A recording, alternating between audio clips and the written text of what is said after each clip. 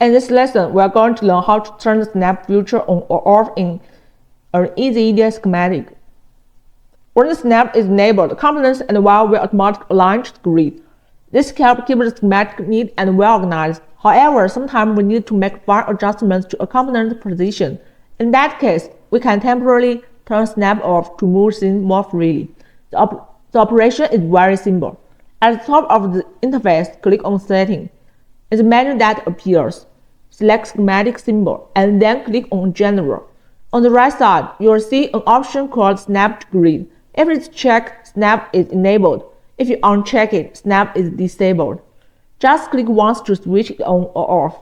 If you need to toggle Snap quickly while drawing, you don't have to open the setting every time.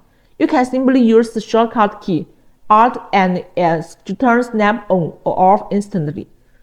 This is very convenient during layout adjustment. So to summarize, Snap on component align neatly. Snap off position become more flexible. Switching between them based on your drawing needs will make your schematic work much smoother.